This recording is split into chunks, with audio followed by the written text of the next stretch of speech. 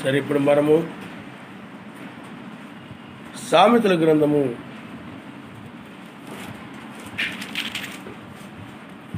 1వ అధ్యాయము 24 నుండి మనం చదువుకుందాం.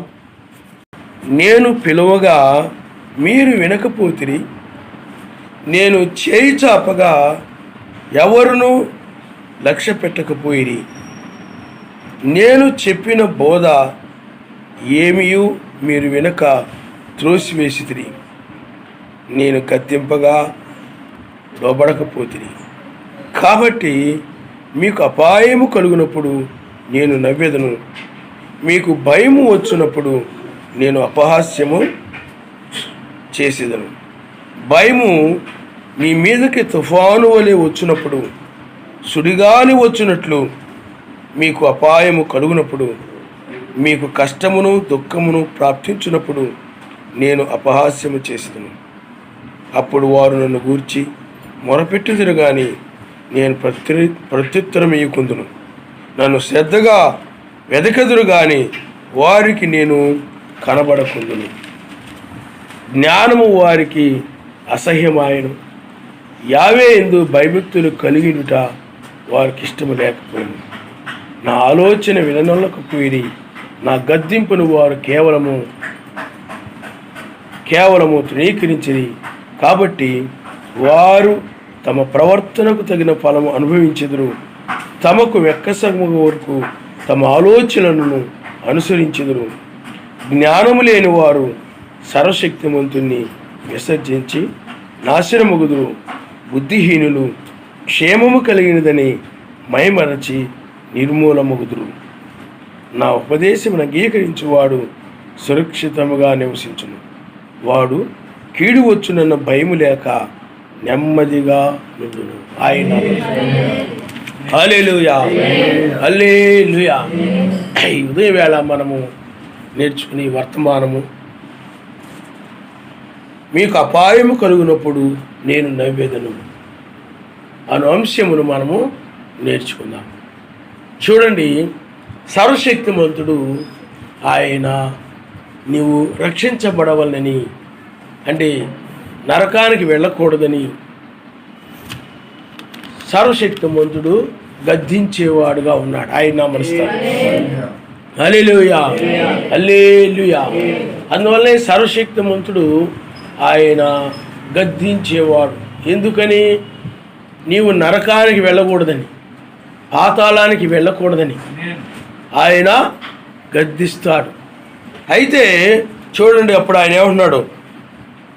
నా ఉపదేశమును మీకు తెలిపెదను, నేను పిలవగా మీరు వినకపోతిరి, నేను చేయి చాపగా ఎవరునూ లక్ష్య పెట్టకపోయిరి.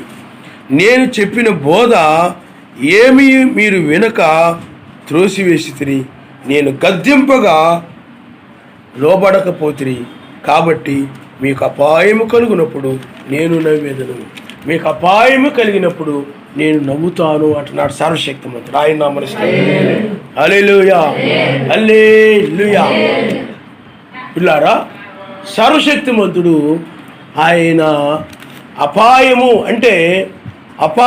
అంటే కష్టము దుఃఖము ఇలాంటివి వచ్చినప్పుడు నేను నవ్వుతాను. కారణం ఏమిటనంటే, మీరు నా యొక్క బోధను మీరు త్రోసివేసితిరి, నా జ్ఞానాన్ని మీరు త్రోసివేసితిరి, నా గద్దింపుని మీరు త్రోసివేసితిరి, లేకపోతే నా మాటలను మీరు త్రోసివేసితిరి. అందువలన మీరు అపాయములో పడినప్పుడు నేను నవ్వుతాను, అపహాస్యం చేస్తాను. ఆయన నామముస్తాను.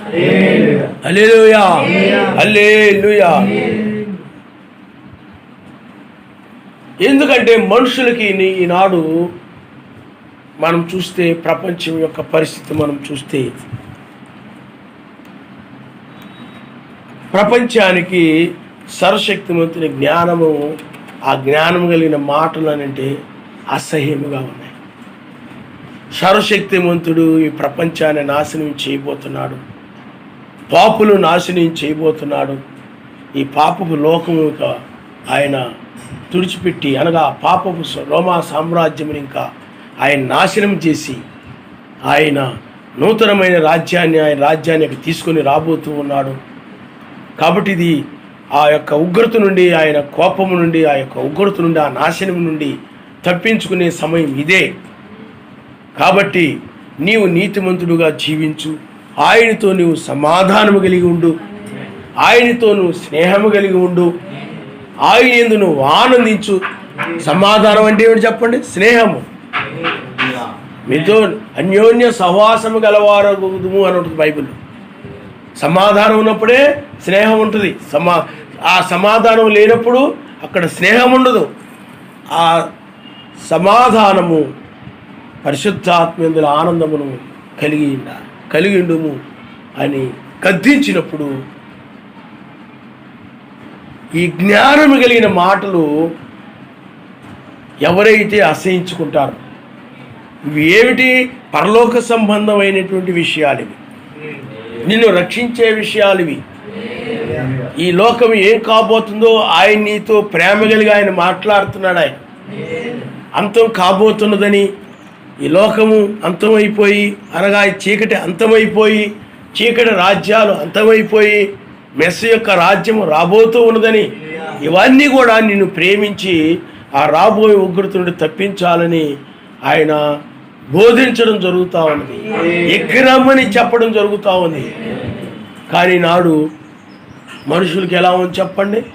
ఇంకా లోకములో తినాలి, తిరగాలి, లోకములో నేను అలాగ జీవించాలి, ఇలాగ జీవించాలి, లోకములో నేను ఇంకా గొప్పగా బ్రతకాలి, లోకములో నేను తిరగాలి, ఊరంతా ప్రపంచమంతా తిరగాలి, అన్నీ అనుభవించాలి, అన్నీ చూడాలి, అన్నీ వినాలి, అన్నీ అనుభవించాలి, లేకపోతే ఇంకా జీవితం ఏముంది, అన్నీ తాగాలి, ఇవన్నీ చేయాలి లోకంలో ప్రతిదాన్ని కూడా, అందుచేత లేకపోతే జీవితం ఏముంది అనుకుని ఈ సర్వశక్తిమంతుని యొక్క ఉగ్రత దినాన్ని, ఎక్కిరమ్మనే స్వరాన్ని చాలామంది నిరాకరిస్తూ ఉన్నారు. అలాగే మత్స్యాగ సంఘాలు, వాటి గురించి ప్రత్యేకంగా చెప్పనక్కర్లేదు, అవి ఆ విధంగా కొనసాగుతూ పోతూ ఉంటాయి. కానీ ఈ వధువు సంఘాలు ఇంకా లోకమునకు సువార్త ప్రకటించాలి, మత్స్యాగ సంఘాలని మార్చాలి, అన్యులను మార్చాలి. మీకు అర్థమైందా?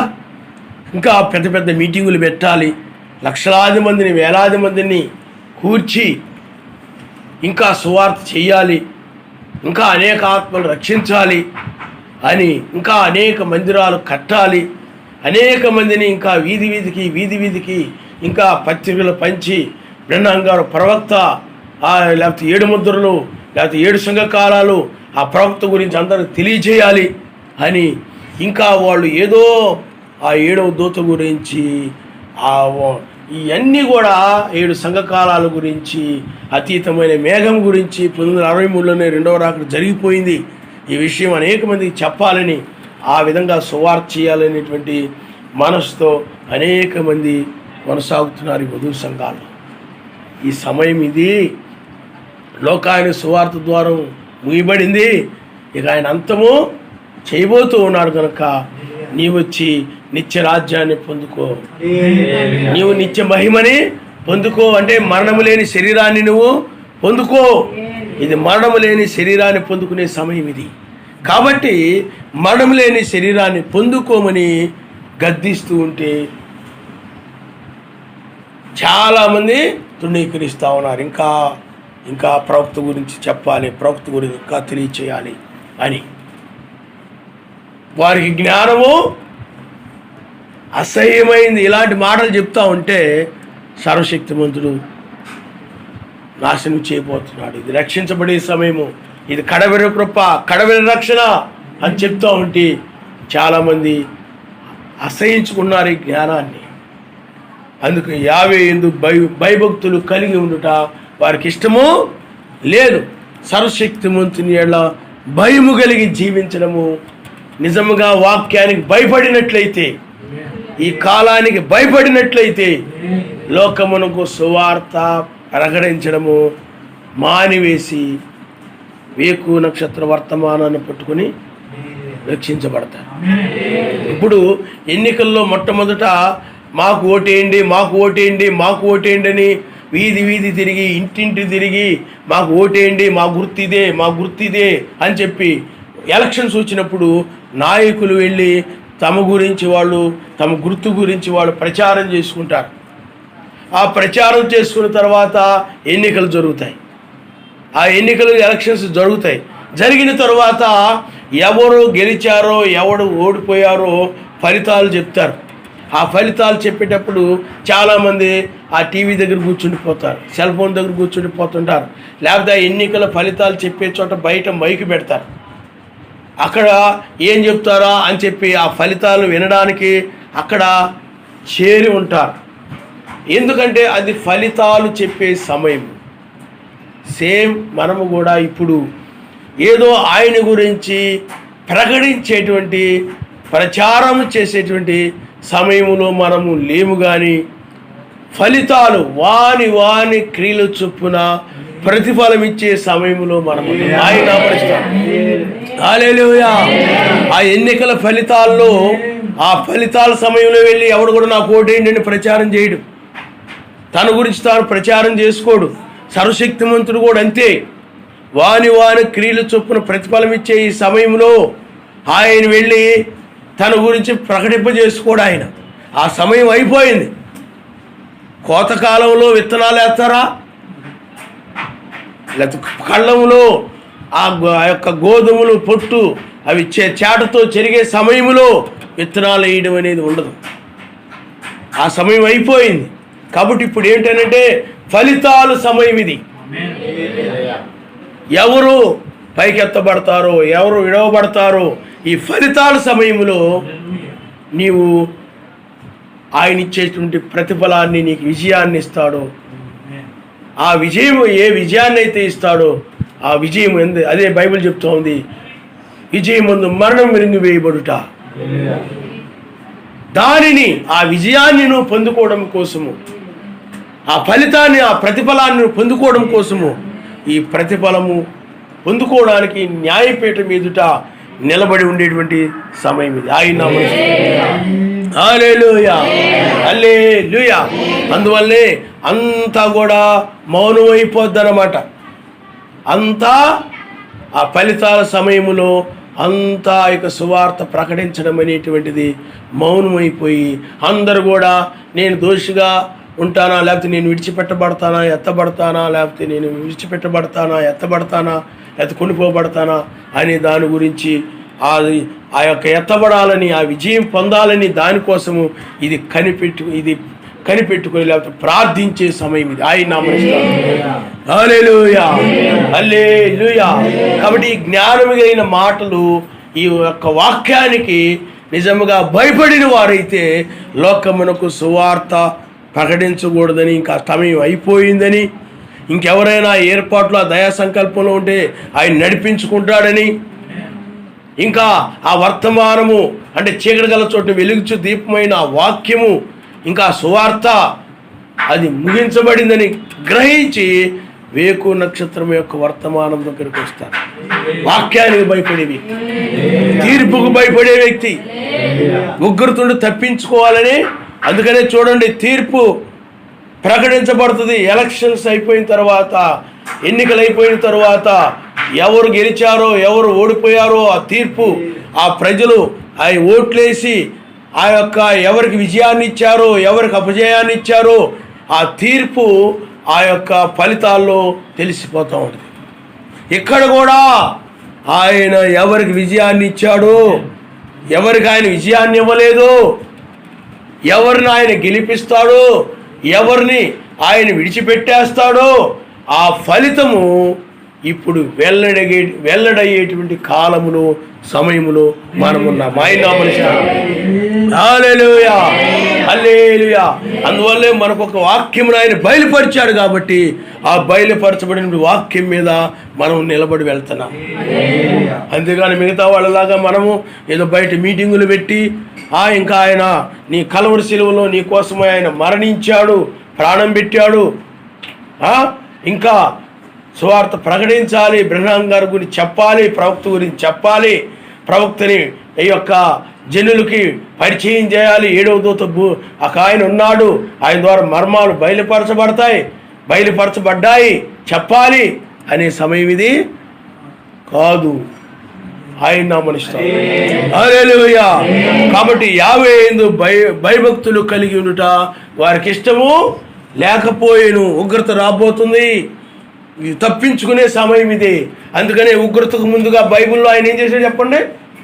తప్పించాడు. ఇప్పుడు కూడా అదే. వేకు నక్షత్ర వర్తమానం తర్వాత ఏమున్నది? ఉగ్రత ఉంది. లోతు తెల్లవారుజామున బయటికి వెళ్ళిన తర్వాత ఉగ్రత వచ్చేసింది. ఇప్పుడు కూడా ఈ వేకు నక్షత్ర వర్తమానం తర్వాత అంటే తెల్లవారుజాము తర్వాత ఉగ్రత ఉంది. దానియేలు తెల్లవారుజామున పైకి తీయబడిన తర్వాత ఆ పనికి మాలిన వారి మీదకి ఉగ్రత వచ్చింది.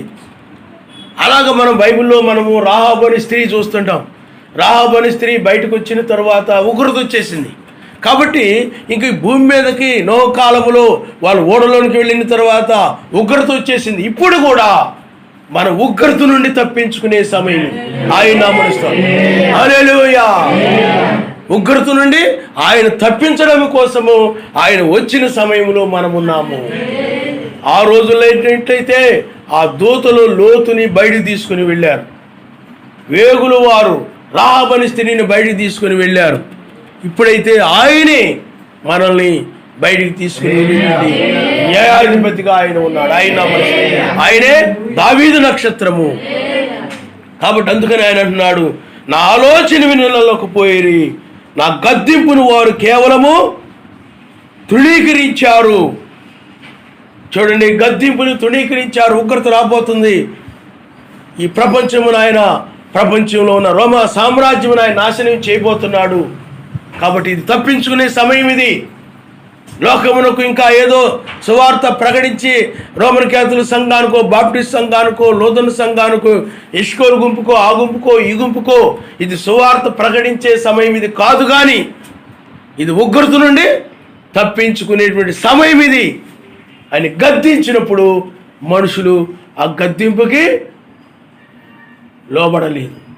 ఇప్పుడు కూడా నిన్ను కూడా గద్దిస్తూ ఉన్నాడు. ఇక భూ సంబంధమైన వాటి మీద నువ్వు మనసు పెట్టుకోవద్దని, లోకములో ఉన్న వాటిని ఆశించొద్దని.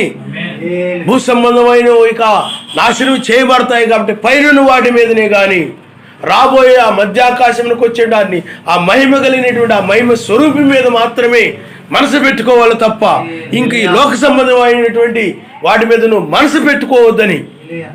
ఇక ఎందుకంటే ఈ మర్త్యమైనవి అంటే నశించేవి కాబట్టి నశించే వాటి మీద నువ్వు మనసు పెట్టుకోకుండా నాశనం లేనటువంటి ఆయనే అక్షయుడు కాబట్టి ఆ అక్షయుడి మీదే నువ్వు మనసు పెట్టుకొని ఇంక ఇటు మనసు పెట్టుకోకుండా ఉండమని ఆయనతోనే నువ్వు ఆయన దృష్టిలో నువ్వు నీతిమంతుడుగా ఆయనతోనే స్నేహము కలిగి లోక స్నేహాలు లోక సహవాసాలు ఆయన విడిచిపెట్టేసి ఆయన యందు ఆనందించుచు లోకానందాలు లోక సంతోషాలు ఇవన్నీ విడిచిపెట్టేసి ఆయనతో నీవు ఉండేటువంటి సమయం ఇది అని గద్దించినప్పుడు ఈ గద్దింపుకు నువ్వు లోబడక నీవు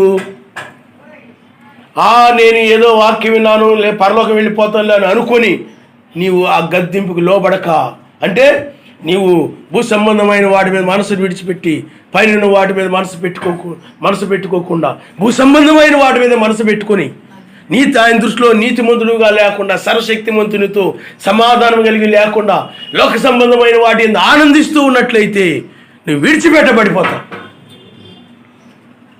నోహు కాలంలో నోహు ద్వారా ప్రపంచాన్ని ఆయన గద్దించాడు. ఆయన అలాగే 7వ దూత ద్వారా అందుకనే నోహు 7వ దూతకు సాదృశ్యంగా ఉన్నాడు. 7వ దూత ప్రపంచమునకు సువార్త ప్రకటించాడు. ఆనాడు నోహు కూడా ప్రపంచమునకు సువార్త ప్రకటించాడు. అందుకనే ఆ రోజుల్లో 120 సంవత్సరాలు ఉన్నాయి. ఇప్పుడు కూడా 120 సంవత్సరాలు ఉన్నాయి. అప్పుడు ఆనాడు నోహు ప్రపంచాన్ని గద్దించాడు. బ్రహ్నాం గారు కూడా అలాగే జాన్సన్ గారు 5 రకాల పరిచర్లో ఉన్నవారు నోహుకు సాదృశ్యంగా ఉన్నారు. వారు కూడా ప్రపంచాన్ని గద్దించారు, సంఘ శాఖలను గద్దించారు, తీర్థము నుండి బయటకు రండి అని గద్దించారు. ఆ గద్దింపును వాళ్ళు తృణీకరించారు, గద్దింపు వాళ్ళను అసహించుకున్నారు. సర్వశక్తిమంతుని ఎడల భయం కలిగి వారు ఆ యొక్క దుర్బోధనలు విడిచిపెట్టి బయటకు రాలేదు. ఆ రోజుల్లో కూడా బయటకు రాలేదు. ఆ తర్వాత మరలా ఆ యొక్క నోవహుని సర్వశక్తిమంతుడు గద్దించాడు, ఎక్కిరమ్ము. అది తీర్పుకు సంబంధించినటువంటి గద్దింపు. ఆయన అదే నోవహు ప్రపంచాన్ని హెచ్చరించి అదేమిటి చెప్పడం? ఆ గద్దింపు హెచ్చరిక. అది హెచ్చరిక అంటే ప్రపంచం మీదకి తీర్పు రాబోతా ఉందని హెచ్చరించాడు అతను. అలాగే బ్రహ్మాం గారి వర్తమానము అది హెచ్చరిక వర్తమానము. ఆ తర్వాత సర్వశక్తిమంతుడు వచ్చి తీర్పు ఆరంభించాడు. ఆ తీర్పు సమయంలోనే ఎక్కిరమ్ము అని గద్దించాడు. ఇప్పుడు కూడా వేకు నక్షత్రం యొక్క వర్తమానము తీర్పును గురించి, అనగా తీర్పు సమయములో తీర్పును గురించి ప్రకటిస్తూ ఎక్కిరమ్ము అని వర్తమానం. హెచ్చరించే కాలం ఇది కాదు, ఇక లోకాన్ని హెచ్చరించే కాలం ఇది కాదు. అందుకనే లోకమునకు సువార్త ద్వారం మూయబడింది. అందుకని అపోస్తులు కానీ 7 సంకాలము 7 దూతలు కానీ 5 రకాల పరిచర్యలో ఉన్నవారు కానీ ప్రపంచాన్ని ఏం చేశారంటే గద్దించారు, హెచ్చరించారు, ప్రపంచాన్ని సువార్త ప్రకటించారు. అయితే జనులు జ్ఞానము కలిగి ఆ యొక్క దుర్బోధన విడిచిపెట్టేసి ఆయన యొద్దకు రాలేదు. ఈనాడు కూడా సంఘాలు అదే విధంగా రాలేదు. అందువల్ల ఇప్పుడు ఆయన ఎక్కిరమ్ము అని పిలుస్తూ ఉన్నాడు. ఎవరిని అనంటే, ఎవరైతే అపోస్తుల యొక్క బోధన విశ్వసించారో, 7వ దూత వర్తమానం నమ్మారో, ఆనాడు నోవహు సర్వశక్తిమంతుని యొక్క వర్తమానం నమ్మాడు, ప్రకటించాడు, ఎక్కిరమ్మన్నాడు. ఇప్పుడు కూడా అంతే. అపోస్తుల బోధ ప్రకటించబడింది. అపోస్తుల బోధలో ఉన్నవారిని ఎక్కిరమ్మని తీర్పు దినములో ఆయన గద్దిస్తూ ఉన్నాడు. ఎక్కిరమ్ము ఆయన నామమునిస్తాడు. హల్లెలూయా. ఆనాడు ఎవరైతే ప్రపంచాన్ని హెచ్చరించిన నోవహు యొక్క గద్దింపుని, అలాగే ఎక్కిరండి అని పిలిచినప్పుడు సర్వశక్తిమంతుని యొక్క గద్దింపుని ఎవరైతే నిరాకరించారో, ఎవరైతే తృణీకరించారో, ఎవరైతే పట్టించుకోలేదో వారందరూ కూడా జలప్రళయంలో పడిపోయారు, అపాయంలో పడిపోయారు, కష్టముల్లో పడిపోయారు, శ్రమంలో పడిపోయారు. అప్పుడు ఆ ప్రజలందరూ కూడా ఆ యొక్క జలప్రళయంలో నశించిపోతూ ఉన్నారు. విపరీతమైన వర్షము, అక్కడ ఇళ్ళు మునిగిపోతూ ఉన్నాయి.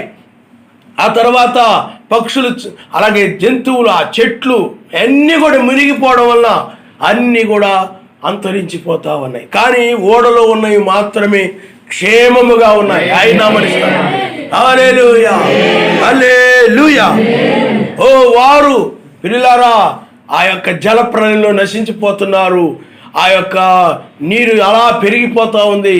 ఇంకా నీరు మృంగక తప్పడం లేదు. ఎందుకంటే ఎంతోసేపు ఈ వేదలేరు. ఆ చెట్టును పట్టుకుని ఈ చెట్టును పట్టుకుని వేలాడుతున్నా, ఆ ఇంటికి ఆ ఇల్లెక్కి ఈ ఇల్లెక్కి, లేకపోతే ఆ స్తంభం ఎక్కి ఈ స్తంభం ఎక్కి ఉన్నా కానీ ఆ స్తంభాలని ఆ ఇళ్ళని మించిపోయి వర్షం పెరిగిపోతూ ఉందన్నమాట. ఇంకా అన్నీ ఏవి కూడా కనపడటం లేదు. ఇంకా ఎక్కడ చూసినా వాటరే. అందరూ కూడా ఆ నీళ్ళ మీద నీళ్ళ వలన అనేక మంది చనిపోయారు. ఆ నీళ్ళ మీద కొంతమంది చేతులు కొడుతూ ఉన్నారు. ఆ జలప్రళయం సమయంలో, ఆ విపరీతమైనటువంటి ఆ యొక్క ఉగ్రత సమయంలో మొరపెడుతూ ఉన్నారు, అయ్యా మమ్మల్ని కనికరించండి, అయ్యా మా మీద జాలి చూపించండి. అందుకని అప్పుడు వారు నన్ను, ఇదిగో మీకు కష్టము దుఃఖము ప్రాప్తించినప్పుడు నేను అపహాస్యము చేసేదను. అప్పుడు వారు నన్ను గూర్చి మొరపెట్టుదురు కానీ నేను ఉత్తరమేయకుందును. నన్ను వెతకదురు కానీ నేను కనబడకుండా ఉంటాను. ఆ జలప్రళయంలో పడిపోయి కేకలు వేస్తున్నారు, అయ్యా మమ్మల్ని కనికరించని ఏడుస్తున్నారు. మేము పాపులమి, మేము ద్రోహులమి, ఇదిగో మేము మున్సిపాలిటీ చెత్త లాంటి వాళ్ళం, అలాంటి వాళ్ళం, ఇలాంటి వాళ్ళమి, మమ్మల్ని కనికరించును ఆయనా అని చెప్పి వాళ్ళు వెతుకుతున్నారు, ఆయన్ని మొరపెడుతున్నారు.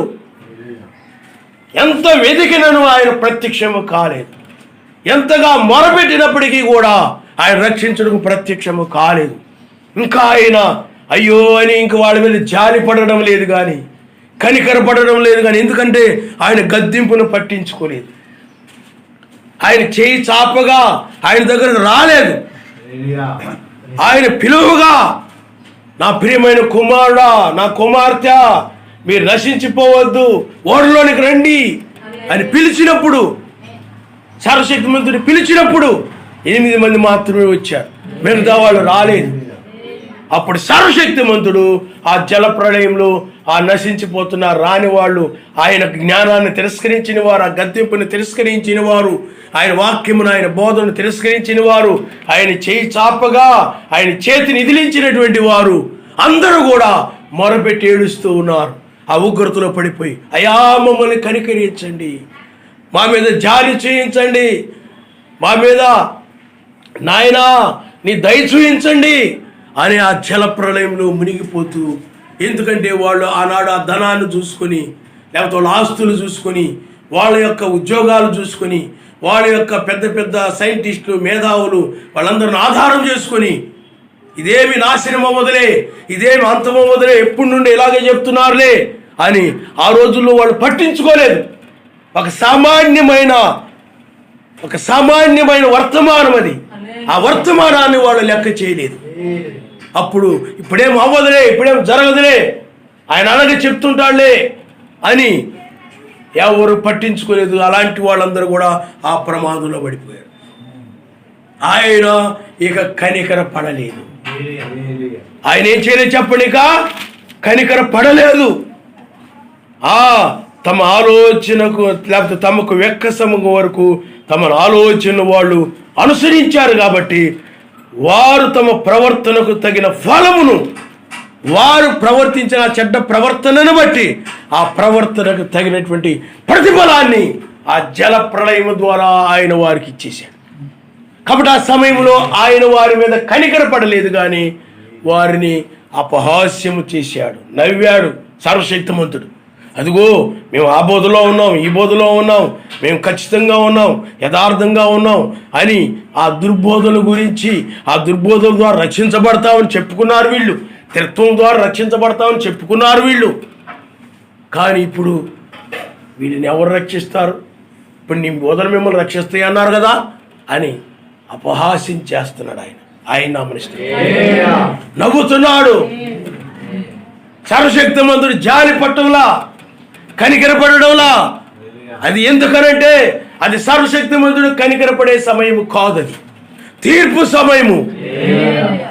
తీర్పు సింహాసనం మీద ఉన్నప్పుడు కఠినముగా ఉంటాడు ఆయన.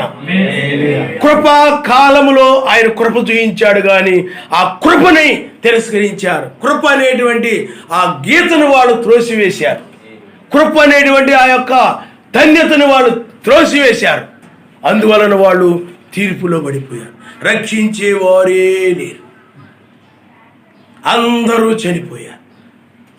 ఎందుకనంటే సర్వశక్తిమంతుని యొక్క గద్దింపుని నిర్లక్ష్యం చేసినందువలనే, ఆయన మాట విననందువలనే, సర్వశక్తిమంతుని యొక్క బోధను తిరస్కరించినందువలనే మాకు ఆ బోధొద్దు, మా గురించి ఆయన చెప్తున్నాడు ఆయన, కాబట్టి మాకు ఆ బోధొద్దు, మాకు దుర్బోధన కావాలి.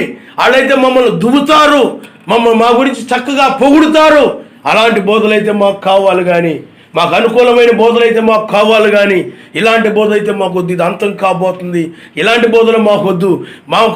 మేము ఆయన నమ్ముకుంటే మీకు అన్నీ ఆయన ఇచ్చేస్తాడు, ఆశీర్వాదం వచ్చేస్తాయి, కార్లు వస్తాయి, బిల్డింగులు వస్తాయి, అలాగే మీకు మంచి మంచి బట్టలు వచ్చేస్తాయి, ధనం వచ్చేస్తాయి, అన్నీ వచ్చేస్తాయి, మీరు ఆయన నమ్ముకుంటే చాలు, ఆశీర్వాదం వచ్చేస్తాయి. అలాంటి బోధలు మాకు కావాలి, కానీ ఈ లోకాన్ని విడిచిపెట్టమని, లోకాశను వదిలిపెట్టమని, ఆ పరలోకానికి వెళ్ళాలని ఆశ కలిగి ఉండాలని, నేను ఎత్తబడాలని ఆశ కలిగి ఉండాలని, అలాంటి బోధ మాకెందుకు?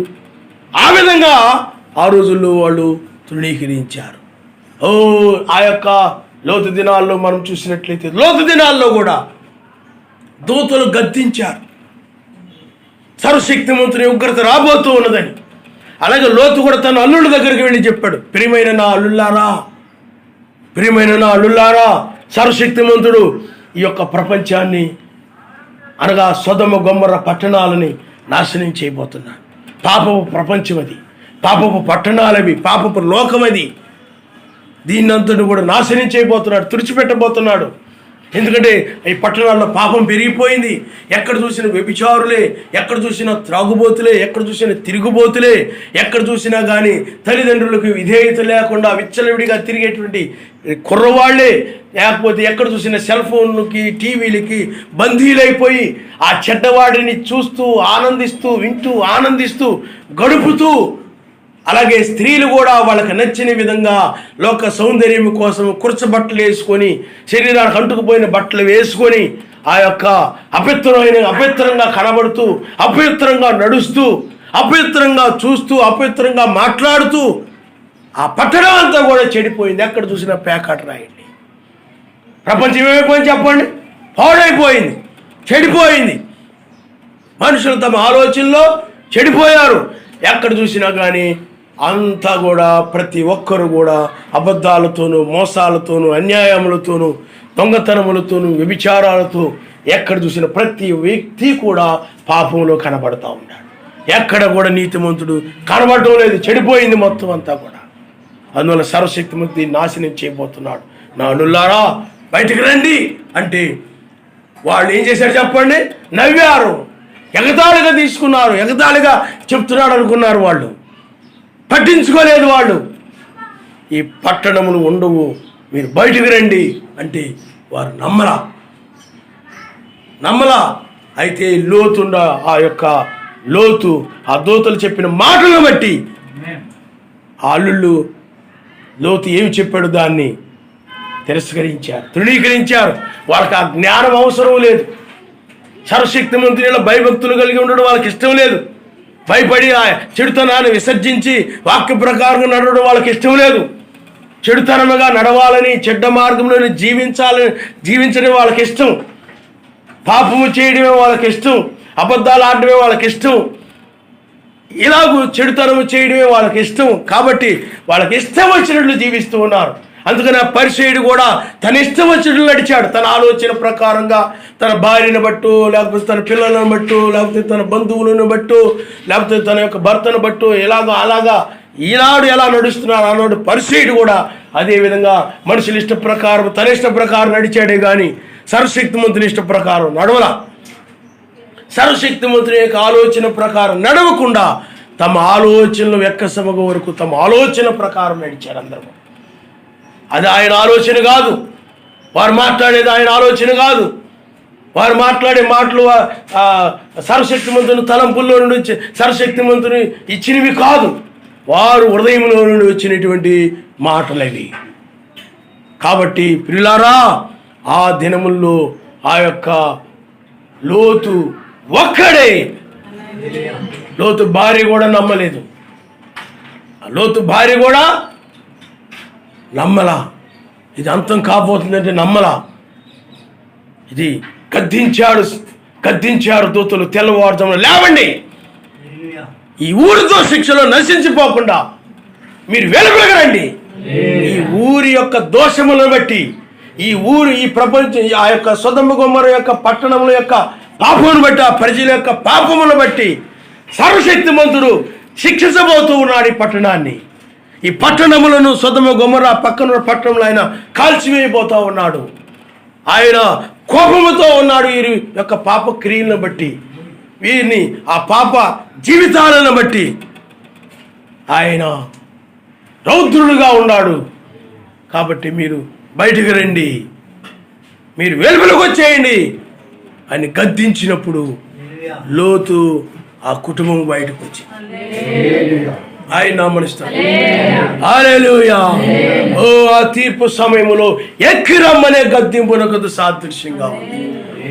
రేపు ప్రియులారా, ప్రపంచాన్ని ఆయన నాశనం చేయబోతున్నాడు కనుక ఇప్పుడు కూడా ప్రపంచంలో ఉన్న వధువును ఆయన ఎక్కిరమ్మని పిలుస్తూ ఉన్నాడు. ఎందుకంటే ప్రతి పట్టణం ఈనాడు సొదొమ గొమొర్రా వలె ఉంది.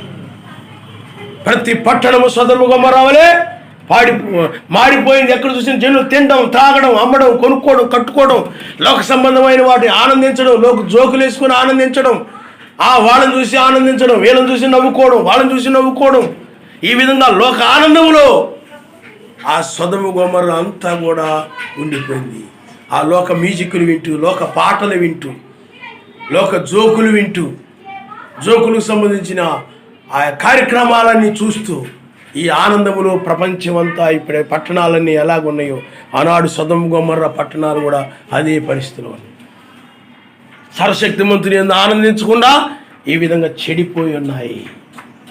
ఎక్కడ చూసిన మనుషుల్లో ఆ సొదొమ గొమొర్రాలో ప్రేమ లేదు. అక్రమం విస్తరించుడు చేత ప్రేమ చల్లారిపోయిందని ఉంది. ఒకరి మీద ఒకరు ద్వేషము, ఒకరి మీద ఒక పగ, ఒకరి మీద ఒక కక్ష, ఒకరినొకరు దూషించుకోవడము, ఒకరి మీద ఒకరు కుండాలు చెప్పుకోవడము, ఒకరి మీద ఒకరు తప్పులు ఒకరు పడుతూ అక్కడ సమాధానము లేకుండా, ఏకాత్మ, ఏక మనసు, ఏక హృదయము లేకుండా చాలా గందరగోళముగా ప్రేమ లేనిటువంటి పట్టణాలుగా ఉన్నాయి. అందువల్ల నాశనం చేయబోతున్నాడు. కనుక ఆయన మీరు ఈ చోటు విడిచి బయటకు రండి, ఈ పట్టణాలు విడిచి బయటకు రండి అని గద్దించినప్పుడు లోతు అతని 2 కుమార్తెలు మాత్రమే వెలుపలకు వచ్చేసారు. ఇది నమ్మారు వాళ్ళు, నిజంగా ఇది జరుగుతుందని నమ్మారు. ఖచ్చితంగా జరిగి తీరుతుంది, ఇవి కాలిపోతాయి అనేది వాస్తవము. కానీ లోతు భార్య అయితే నమ్మల. ఆమె లోతుతో పాటు కొంత దూరం వచ్చింది కానీ అనుమానించింది, సందేహించింది. ఇది ఏమీ కాదులే, ఇది ఇప్పుడల్లా నాశనం అవ్వదులే, ఇప్పుడేమీ కాదులే అని సందేహించి మరలా ఆమె లోకములో వాటిని ప్రేమించడం ప్రారంభించింది. భూ సంబంధమైన వాటి మీద మనసు పెట్టుకుంది, వాటి కోసం గొడవలు పెట్టుకుంది, వాటిని మరలా తిరిగి పొందుకోవాలని ఆలోచన వచ్చింది ఆమెకి ఇంకా వాటి మీద ప్రేమ కలిగింది. ఎప్పుడైతే ఆమె మరలా భూ సంబంధమైన వాటి మీద అనగా సొదొమ గొమొర్రాలో ఆమె కలిగి ఉన్న వాటి మీద, ఆమె కలిగి ఉన్నటువంటి గృహాల మీద, ఆమె కలిగి ఉన్నటువంటి వస్తువుల మీద, ఆమె కలిగి ఉన్న బట్టల మీద, వాటి మీద, వీటి మీద ఎప్పుడైతే ఆమెకు ప్రేమ వచ్చేసిందో ఆమె మీదకి వెంటనే శాపం కూడా వచ్చేసింది. ఆమె ఒప్పు స్తంభం అయిపోయింది. అది లోకమును ప్రేమించే సమయం అది కాదు, ఆయన్నే పరిపూర్ణముగా ప్రేమించే సమయం. ఆయన నామనిస్తారు. హల్లెలూయా. ఆనాడు లోతు యొక్క గద్దింపును తిరస్కరించిన అల్లుళ్ళు, అలాగే దూతల యొక్క గద్దింపును తిరస్కరించినటువంటి ఆ యొక్క సొదొమ గొమొర్రాలో ఉన్న వారందరూ అపాయములో పడిపోయారు. లోతు సోయరుకి వెళ్ళిన వెంటనే, ఆనాడు నోవహు ఓడలోకి వెళ్ళిన తర్వాత ఎలాగైతే జలప్రళయం వచ్చేసిందో అదే విధంగా వీళ్ళు సోయరు అనేటువంటి చిన్న ఊరు దగ్గరికి వెళ్ళగానే అక్కడ ఏమొచ్చి చెప్పండి, అగ్ని గంధకములు, ఇంకా అగ్ని వర్షము, ఇంకా సొదొమ గొమొర్రా మీద పడడం ఆరంభమైంది. అగ్ని పడతా ఉంది. ఆ సొదొమ గొమొర్రాలో గొప్ప గొప్ప బిల్డింగులు ఉన్నాయి, గొప్ప గొప్ప రోడ్లు ఉన్నాయి, ఆ రోడ్ల మధ్యలో అందమైన చెట్లు ఉన్నాయి. చాలా అందమైనటువంటి పట్టణం అన్నమాట అది. అందుకనే లోతు అబ్రాహాముతో కలహించి లేకపోతే గొడవ పెట్టుకొని ఆ చూడడానికి అందంగా కనబడుతున్న చెట్లతోటి, బిల్డింగులతోటి చూడడానికి అందంగా కనబడుతున్నటువంటి ఆ యొక్క పట్టణం వైపు వెళ్ళాడని బైబిల్లో రాయబడి ఉంది. కాబట్టి ఇక్కడ ఆ యొక్క లోతు బయటికి వెళ్ళిన తరువాత ఆ పట్టణంలో, ఆ గొప్ప పట్టణాలు ఎక్కడ చూసినా కానీ రెస్టారెంట్లు, పెద్ద పెద్ద హోటల్స్ ఉన్నాయి, పెద్ద పెద్ద షాపులు ఉన్నాయి, పెద్ద పెద్ద మార్కెట్లు ఉన్నాయి, రకరకాలుగా ఆ యొక్క పార్కులు, బీచ్లు ఇవన్నీ ఉండి చాలా విలాసవంతమైనటువంటి వాళ్ళు ఆనందించడానికి చక్కని సినిమా హాళ్ళు, సెల్ ఫోన్ షాపులు రకరకాలుగా ఇప్పుడు ఎలా ఉన్నాయో అప్పుడు కూడా అదే విధంగా ఆ కాలానికి సంబంధించినవి ఉన్నాయి. ఆ ప్రజల ఆనందంలో మునిగిపోయి ఉన్నారు. కొనుక్కోవడం, అవి కొనుక్కోవడం, ఇవి కొనుక్కోవడం, ఇది మేము అది కొనుక్కున్నామని ఫోన్ చేసి చెప్పుకోవడం, మేము ఇది కొనుక్కున్నామని ఫోన్ చేసి చెప్పుకోవడం, ఇలాగూ అందరూ కూడా ఆ విధమైన పరిస్థితిలో ఉన్నారు. అకస్మాత్తుగా వచ్చేసి, అందుకనే ఒకరితో వచ్చే విషయము లోతుకు తెలుసు, కాబట్టి తప్పించుకున్నాడు. నోహుకు తెలుసు ఒకరితో వచ్చే విషయము, తప్పించుకున్నాడు. ఈనాడు మనకు తెలుసు కనుక మనము కూడా తప్పించుకునే సమయం ఇది. ఎందుకంటే ఆ కాలంలోనే మనం ఉన్నాం. అది ప్రకృతి సంబంధమైన తెల్లవారుజాము, ఇది ఆత్మ సంబంధమైన తెల్లవారుజాము. హల్లెలూయా, హల్లెలూయా. కాబట్టి అప్పుడు ఏమి జరిగింది అని అంటే అగ్ని వర్షము ఆరంభమైంది.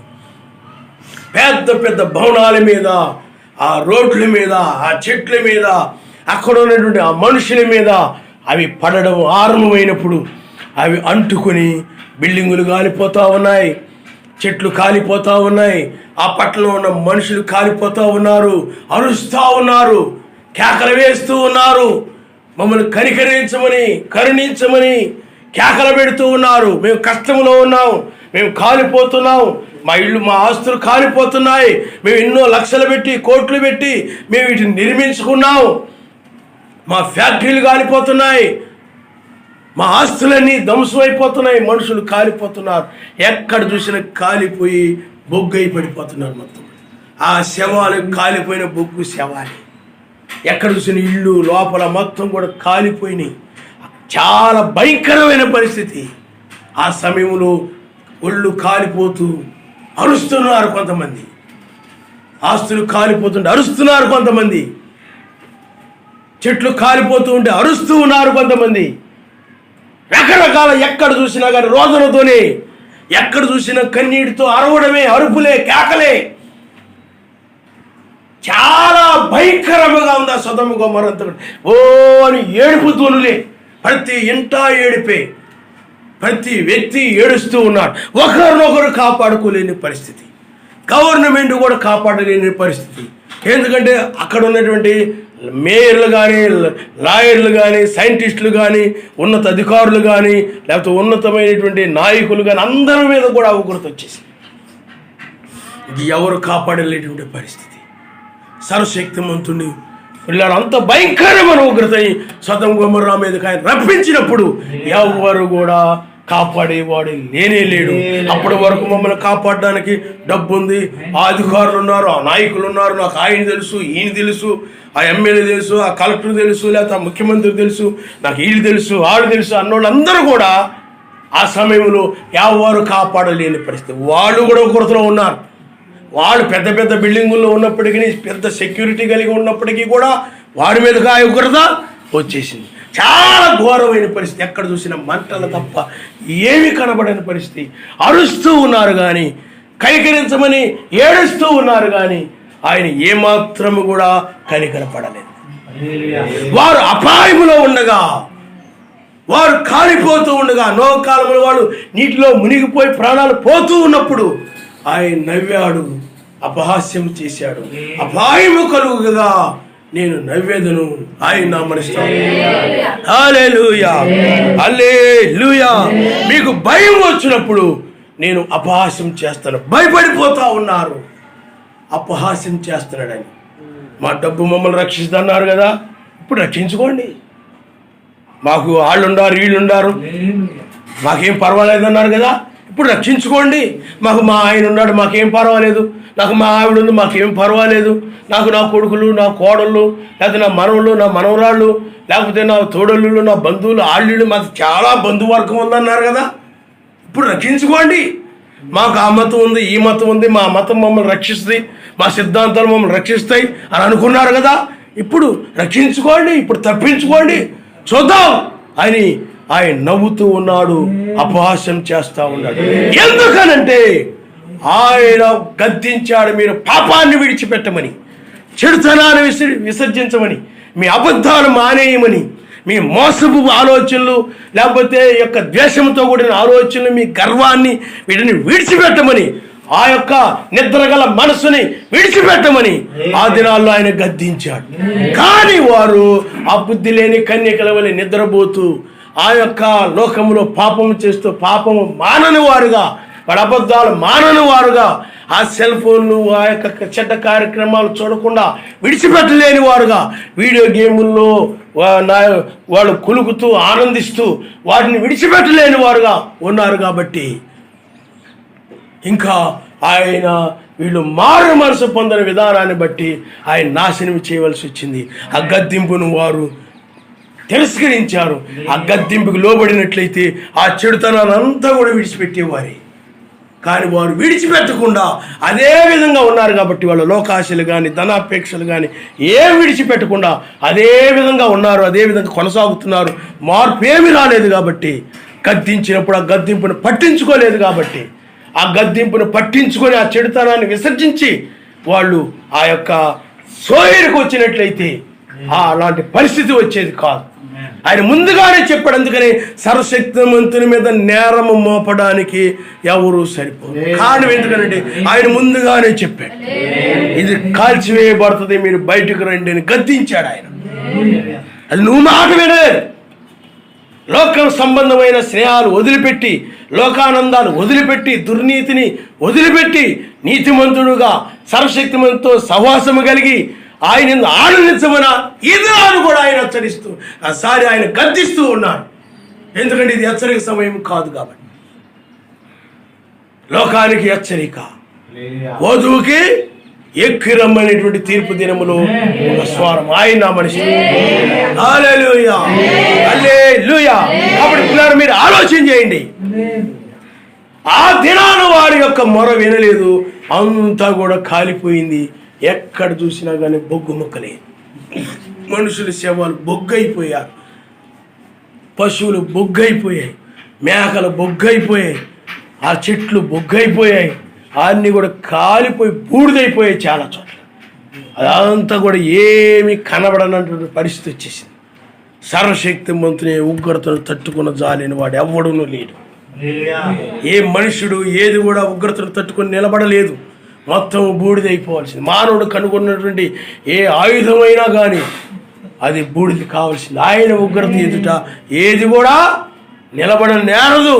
కాబట్టి పిల్లారా, ఇప్పుడు ఆయన గద్దిస్తూ ఉన్నాడు కనుక నీవు కూడా ఈ తెల్లవారుజామున నువ్వు బయటికి రావాల్సిన సమయం, బయటకు రావాలి. ఆనాడు ఆ యొక్క రాహాబని స్త్రీ కాలంలో వేగులు వారు గద్దించినప్పుడు వారు కుటుంబము, ఆ యొక్క బంధువులు బయటకు వచ్చేసారు, ఉగ్రతను తప్పించుకున్నారు వాళ్ళు.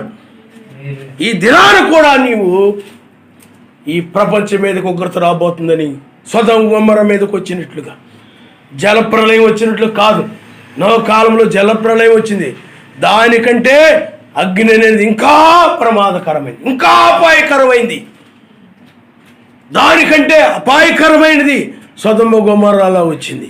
అలాగా అణుబాంబుల చేత ఈ ప్రపంచము, ఈ పాపపు ప్రపంచము తుడిచిపెట్టబడుతుందని, అగ్ని చేత తుడిచిపెట్టబడుతుందని వాక్యం చెబుతూ ఉంది. కాబట్టి ఈనాడు అణుబాంబులు తయారు చేయబడి ఉన్నాయి. ఈనాడు కూడా ఆయన గద్దిస్తూ ఉన్నాడు, ఎక్కిరమ్ము వధువుని.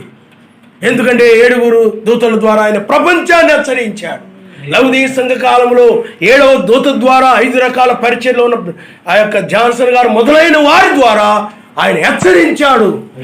హెచ్చరించే సమయం అయిపోయింది, ఇప్పుడు తీర్పు సమయం వచ్చింది. కాబట్టి ఇక ఆయన లోకమునకు తీర్పు తీర్చబోతున్నాడు. కాబట్టి ఇది నువ్వు బయటికి రమ్ము అని కాకుండా ఎక్కి రమ్ము. ఎందుకంటే ఆ రోజుల్లో సొదొమ గొమొర్రా పట్టణాలకు మాత్రమే ఉగ్రత కాబట్టి వెలుగులకు రమ్మన్నాడు ఆయన. కానీ ఇప్పుడు ప్రపంచం మొత్తం మీదకి ఆ ఉగ్రత రాబోతుంది. కాబట్టి నీకు ఇది తప్పించుకునే సమయం ఇది.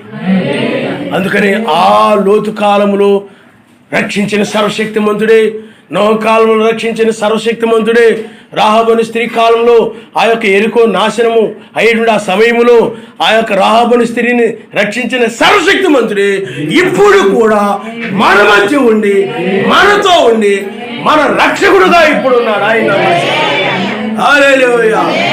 ఆయనే ఎక్కి రమ్మని గద్దిస్తూ ఉన్నాడు. నీవు కూడా ఈ సమయంలో ఆ యొక్క నోహు కుటుంబం వలె, లోతు అతనిద్దరు కుమార్తె వలె, రాహాబని స్త్రీ వలె నీవు కూడా ఇప్పుడు గనక లోకాన్ని, లోక ఆశలని, లోక మనస్సుని, ఈ మర్చిమయ్యే నశించేవి అన్నీ కూడా, నీ శరీరం నశించేదే, నీ వస్త్రం నశించేవే, నీ గృహాలు నశించేవే, నీ ఆస్తులు నశించేవే, నీ ఇంట్లో ఉన్న వస్తువులు నశించేవే, అన్నీ నశించేవే. కాబట్టి ఈ నశించే వాటి మీద మనసు పెట్టుకోకుండా, ప్రేమ పెట్టుకోకుండా ఆయన మీద మనసు పెట్టుకొని ఆయన మీద ప్రేమ కలిగే సమయం, ఆ డబ్బు మీద ఈ డబ్బు మీద మనసు కలిగి ఉండే కాలం ఇది కాదు. ఆయన మీద నువ్వు మనసు పెట్టుకునే సమయం ఇది. నువ్వు నిర్లక్ష్యం చేసి ఈ గద్దింపును పట్టించుకోకుండా నీవు ఆయన అలాగే చెప్తుంటాడు లేని సర్వశక్తిమంతుని మీద మనసు పెట్టుకోకుండా, రక్షించబడాలని, ఆయన ఎదుర్కోవాలని ఆ మనసును కలిగి ఉండకుండా, ఆ యొక్క 1000 ఏళ్ల పాలనలో నేను ఉండాలి, సదా ఆయనతో ఉండాలని ఆ మనసు కలిగి లేకుండా, నేను నీతిమంతురాలుగా ఆయనకి నాకు మధ్య ఏ విరోధము లేకుండా సమాధానం కలిగి ఆయన యందే ఆనందించాలని మనసు లేకుండా ఇలాగ ఈ చెవిలో వదిలేసి నువ్వు ఇంటికి వెళ్ళిపోయి చక్కగా వీటి మీద మనసు పెట్టుకొని ఇది నాదంటే ఇది నాది, ఇది నాదంటే నాదని నువ్వు గొడవలాడుకుంటూ ఈ వస్తువు నాదంటే ఇది వస్తువు నాదంటే లోక సంబంధమైన వాటి కోసము గొడవలాడుకుంటూ వాటి మీద మనసు కలిగి వాటి మీద ప్రేమ కలిగి కలహించుకుంటూ ఆ విధంగా నీవు ఉన్నట్లయితే నువ్వు విడిచిపెట్టబడతావు. విడిచిపెట్టబడిన తరువాత చూడండి, నీతిమంతులు కొనుగోబడతారు. సోయరుకు వెళ్ళడం అంటే నీతి సమాధానం పరిశుద్ధాత్మేంద్ర ఆనందములకు వెళ్ళడమే. ఎవరైతే నీతి సమాధానం పరిశుద్ధాత్మేంద్ర ఆనందములకు వెళ్తారో వారి శరీరం మార్పు పొంది మధ్య ఆకాశానికి వెళ్ళిపోతారు. మధ్య ఆకాశానికి వెళ్ళిన మరుక్షణమే మహిమ శరీరముతో మధ్య ఆకాశానికి వెళ్ళినప్పుడు అక్కడ 3.5 సంవత్సరం మధ్య ఆకాశంలో ఆయనతో పాటు ఉంటారు. ఆయనతో పాటు మధ్య ఆకాశంలో ఉన్నప్పుడు ఎవరైతే ప్రియులారా 7వ దూత యొక్క గద్దింపును నిర్లక్ష్యం చేశారో, పట్టించుకోలేదు, అలాగే ఈ యొక్క ఎక్కరమ్మనే గద్దింపుని పట్టించుకోనటువంటి నిర్లక్ష్యం చేసినటువంటి తైలాభిషేకమును తృణీకరించినటువంటి ఈ వధువు సంఘాలను, ఈ యొక్క మతశాఖ సంఘాలను అన్నీ కూడా పోగొడుతులో పడిపోతాయి. నువ్వు కూడా ఈ గద్దింపును నిర్లక్ష్యం చేసినట్లయితే నీవు మర్త్యమైన వాడిని ప్రేమించిన వ్యక్తి మర్త్యమైన వాడే, నశించే వాడిని ప్రేమించే వ్యక్తి నశించిన వాడే. ఆ యొక్క లోకంలో ఉన్న వాటిని ప్రేమించే వారందరూ కూడా విడిచిపెట్టబడతారు. నీవు కూడా ఈ గద్దింపుని నిర్లక్ష్యం చేసి లోకాన్ని ప్రేమిస్తూ ఉన్నట్లయితే, ఈ లోక సంబంధమైన వాటి మీద మనసు కలిగి ఉన్నట్లయితే, భూ సంబంధమైన వాటి మీద నువ్వు మనసు కలిగి ఉన్నట్లయితే, ఎందుకంటే ఇవన్నీ కూడా భూమిలో నుండి వచ్చినవి, భూమి నుండి తీయబడినవే. ఇటుకురా ఎక్కడి నుండి వచ్చింది? మట్టిలో నుండి వచ్చింది. చెక్క ఎక్కడి నుండి వచ్చింది? చెట్టు నుండి. చెట్టు ఎక్కడి నుండి వచ్చింది? మట్టిలో నుండి వచ్చింది. ఇనుము మట్టిలో నుండి వచ్చింది. ప్రతిదీ కూడా. అందుకని ఇవన్నీ కూడా భూ సంబంధమైన వాటి మీద నువ్వు మనసు పెట్టుకోకూడదు అని చెప్పినప్పుడు ఇది అంతం కాబోతుంది. దీన్ని తీసివేసి ఇంకా ఆయన ఈ భూ సంబంధమైన వాటిని తుడిచిపెట్టి ఆయన అమర్త్యమైన దాన్ని తీసుకొని రాబోతున్నాడు. అందుకనే భూ సంబంధమైన రాజ్యమే రోమా సామ్రాజ్యం. అందుకని పూర్తిగా నాశనం అవ్వదు, కానీ అపవాది బంధించబడతాడు శ్రమకాలం యొక్క ముగింపులో. కాబట్టి పిల్లారా, ఆలోచన చేయండి. మన మధ్య ఆకాశానికి కొనుపబడిన తరువాత మోషే రంగం మీదకి వస్తారు. అది శ్రమకాలం ఆరంభమవుతుంది. ఆ సొదొమ గొమొర్రా పిల్లారా చూడండి, ఆ గద్దింపుని నిర్లక్ష్యం చేసినప్పుడు వాళ్ళందరూ ఎలా ప్రమాదంలో పడ్డారు. ఆ రోజులో కూడా సర్వశక్తిమంతుని యొక్క మాటను ఓడలోనికి ఎక్కిరమ్మని సర్వశక్తిమంతుని యొక్క మాటను త్రోసివేసినటువంటి, ఆ గద్దింపుని తృణీకరించినటువంటి, పట్టించుకోనటువంటి ఆ కాలంలో వాళ్ళు ఉగ్రతలో పడిపోయారు. ఇప్పుడు కూడా వాక్యమును, ఆయన గద్దింపును, ఈ కాలపు వర్తమానమును, వేకువ నక్షత్ర వర్తమానమును, గద్దింపును తిరస్కరించిన వారందరూ కూడా అదే విధంగా ప్రమాదంలో పడిపోతారు. నువ్వు ప్రమాదంలో పడకూడదని ఆయన నీ మీద ప్రేమ కలిగి నిన్ను ఇక్కడ కూర్చోబెట్టాడు. నువ్వు రాలేదు, ఆయన తీసుకొచ్చాడు. ఆయన మనిస్తారు. కానీ నువ్వు కూడా లోతు భార్య, ఎందుకంటే ఆమె కూడా తెల్లవారుజామున కొంత దూరం వచ్చి వెనక తిరిగిపోయింది. అందువల్ల ఇక్కడ ఉన్నంత మాత్రాన పైకి వస్తారని కాదు, లోతు భార్య వల్ల ఉండకుండా ఉంటేనే పైకి వస్తారు. మీకు అర్థమైందా? ఆమె కూడా వెలుపులకు వచ్చి ఏం చేసి చెప్పండి, మనసు వల్ల మార్చుకున్నారు. భూసంబంధం వాటి వైపు మనసు తిరిగిపోయింది ఆమెకి. కాబట్టి ఎవరైతే గద్దింపుని తిరస్కరించారో వాళ్ళందరూ కూడా ప్రమాదంలో పడిపోతారు, విడిచిపెట్టబడతారు. వారి మీదకి ఉగ్రత వచ్చేస్తాయి, శ్రమకాలం వచ్చేస్తాయి. ఆ కాలంలో, మోషే కాలంలో ఏ విధంగా అయితే ఐగుప్తు మీదకి శ్రమలు వచ్చాయో, తీర్పులు వచ్చాయో, ఆ విధంగా భయంకరమైన తీర్పులు ఆ నీతిమంతులు కొనుగోబడిన తర్వాత, ఈ తెల్లవారుజామున వధువు ఎత్తబడిన తర్వాత, మధ్య ఆకాశానికి వెళ్ళిన తర్వాత వచ్చేస్తుంది భూమి మీద. ఇంకా ఆ యొక్క ఐగుప్తు దేశం ఎలాగ విలవిలాడిపోయిందో, ఎక్కడ చూసినా నీరు లేక రక్తమే, నీరు లేదు ఐగుప్తు దేశంలో. వడగండ్లు, పెద్ద పెద్ద వడగండ్లు పడిపోతా ఉన్నాయి. ఆ వడగండ్లు అంటే అవి వర్షం కాలంలో పడతా ఉంటాయి, చిన్న చిన్న వడగండ్లు లాంటివి. కానీ ఐగుప్తు దేశంలో పడింది పెద్ద పెద్ద వడగండ్లు పడ్డాయి, ఆయనతో బండరాళ్ళు లాగా ఉంటాయి. అవి వాళ్ళ మీద పడినప్పుడు ఆ బండరాళ్ళకి అనేక మంది చనిపోయారు. నీరు లేక, త్రాగడానికి నీరు లేక, ఎక్కడ చూసినా రక్తమే.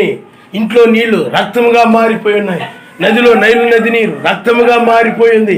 అలాగే ప్రపంచంలో అన్ని నదుల్లోనూ ఎక్కడ చూసినా నీరు రక్తంగా మారిపోతుంది. రేపు శ్రమకాలంలో వడగండ్లు పడతాయి, చాలా భయంకరమైన పరిస్థితి భూమి మీదకి వచ్చేస్తాయి. నీరు త్రాగడానికి ఉండదు, కుళాయి తిప్పితే రక్తం వచ్చేస్తాం. నీరు రక్తంగా మార్చేస్తాడు ఆయన. మోషే ఏలియాల ద్వారా వర్షాలు కురవు. ఏలియా ప్రార్థించినప్పుడు వర్షం కురవకూడదు, ప్రార్థించినప్పుడు వర్షం ఆగిపోయింది. విలవిల్లాడిపోయారు నీరు లేక, త్రాగడానికి నీరు లేక. మీకు అర్థమైందా? అలాంటి పరిస్థితులు 3.5 సంవత్సరం భూమి మీద ఉంటాయి. ఎందుకంటే 7 సంవత్సరాల్లో 3.5 సంవత్సరము మొదటి రాకడలు అయిపోయింది. ఇంకా 3.5 సంవత్సరము అది ఇజ్రాయెల్ సంబంధించి కాబట్టి ఆ 3.5 సంవత్సరము భయంకరమైన శ్రమలు ఉంటాయి. మోషే ఏలియాలు రంగం మీద ఉంటారు, వాళ్ళు అధికారం కలిగి ఉంటారు, వాళ్ళ నోట నుండి అగ్ని బయలు వెళుతుందని బైబిల్ రాయబడింది. ఆటన్నిటి నుండి కూడా ఇది తప్పించుకునే సమయం ఇది. ఆయన లేఖనాలు నెరవేరుతా ఉన్నాయి. ఇప్పుడు తెల్లవారు వేకు చుక్కనిచ్చిదని వాగ్దానం చేశాడు ఆయన. ఇప్పుడు ఆ లేఖనం ఇప్పుడు నెరవేరుతా ఉంది. లోతు పట్ల ఎలా నెరవేరిందో ఆ తెల్లవారుజామున ఇప్పుడు కూడా మన పట్ల అలాగే నెరవేరుతా ఉంది. అందుకని బైబిల్ చెప్తుంది, నోహ దినములు జరిగినట్టుగానే, లోతు దినములు జరిగినట్లుగానే ఇప్పుడు కూడా అదే విధంగా జరుగునని వాక్యం చెప్తా ఉంది. కాబట్టి ఇప్పుడు నీవు లోతు వలె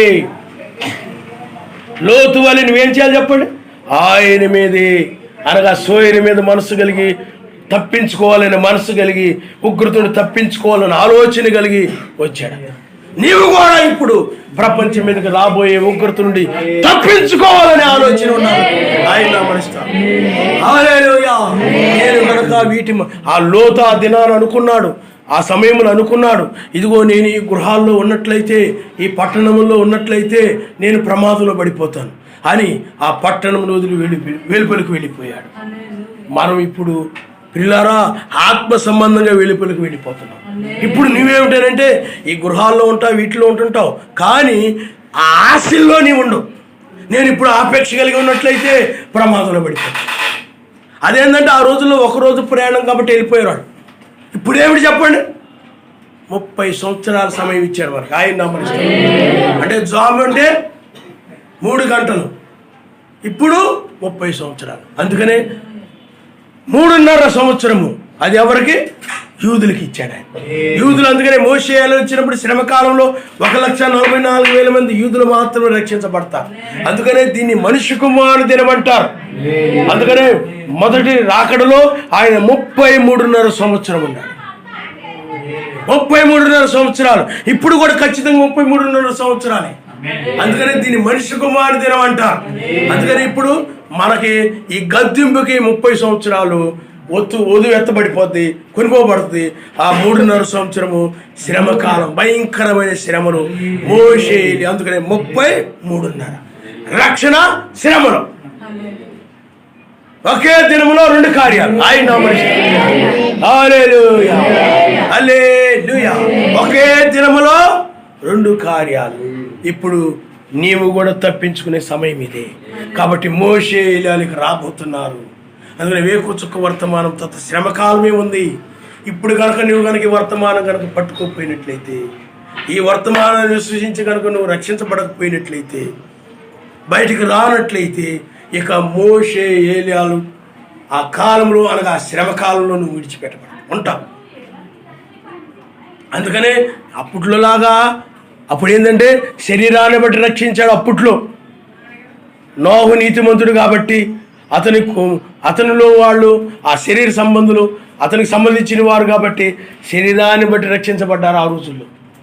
అబ్రాహాము నీతిమంతుడు, అబ్రాహాముకి వాగ్దానం చేశాడు ఆయన, లోతుకి ఏ వాగ్దానము చేయలేదు. కాబట్టి అబ్రహాము నీతిమంతుడు కాబట్టి, అబ్రహాము యొక్క బంధువుడు కాబట్టి లోతు అబ్రహామును బట్టి రక్షించబడ్డాడు. ఇప్పుడైతే వాని క్రియలను బట్టి రక్షించబడతారు. హల్లెలూయా. అందుకనే ఇప్పుడు ఏ విధంగా రక్షించబడతారు చెప్పండి. ఒక గృహం ఉందనుకోండి, ఆ ఇంట్లో భర్త నీతి సమాధాన పరిశుద్ధాత్మేంద్రులు ఆనందం కలిగి ఉండాలనుకోండి, ఆ ఇంటి యజమాని వెళ్ళిపోతాడు.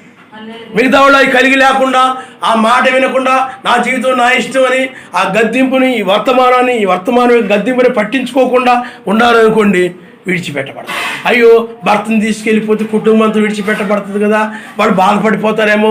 ఏముండదు ఆయనకి. పరిశుద్ధులు కావాలి, ఆయన రాజ్యముగా ఉన్నవారు కాదు, వాళ్ళని తీసుకుపోతారు. లేదు అదే గృహంలో భార్య మంచి భక్తిపరురాలుగా ఉండి, క్రియలు కలిగి ఉండి, నీతి సమాధానం పరిశుద్ధాత్మేంద్రుల ఆనందం కలిగి ఉందనుకోండి, ఆవిడని తీసుకెళ్ళిపోతారు పైకి. మిగతా వాళ్ళు విడిచిపెట్టబడతారు. కారణం ఎందుకంటే వాళ్ళలో నీతి లేదు, సమాధానం లేదు, పరిశుద్ధాత్మ ఆనందం లేదు, సర్వశక్తిమంతుని భయం లేదు.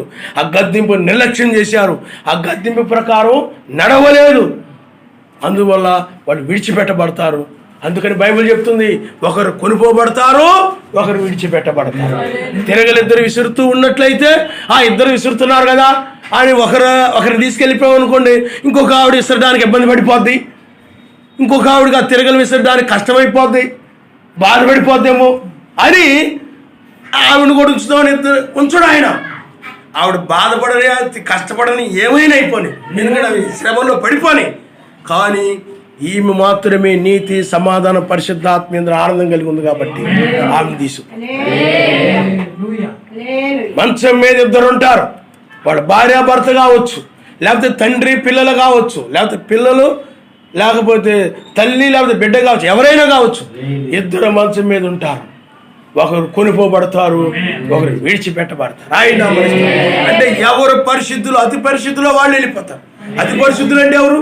నీతి సమాధానం పరిశుద్ధాత్మ ఆనందం ఎవరు కలిగి ఉంటే వాళ్ళే అతి పరిశుద్ధులు, వాళ్ళు వెళ్ళిపోతారు. మిగతా వాళ్ళు విడిచిపెట్టబడతారు. ఎందుకంటే ఆయన తీసుకుని వెళ్ళే. అందుకని బైబిల్ చెప్తుంది, హృదయ శుద్ధి గలవారు ధన్యులు, వాళ్ళు ఆయన చూస్తారు. నీతి సమాధానం పరిశుద్ధాత్మ ఆనందం ఎవరు కలిగి ఉంటారు? వాళ్ళు హృదయ శుద్ధి కలిగి ఉన్నట్లు లెక్క.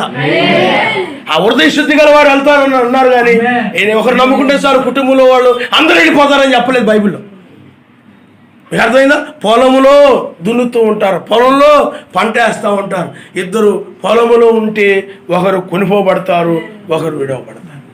అలాంటి సమయంలో మనం ఇప్పుడు ఉన్నాం. ఆయన హల్లెలూయా, హల్లెలూయా.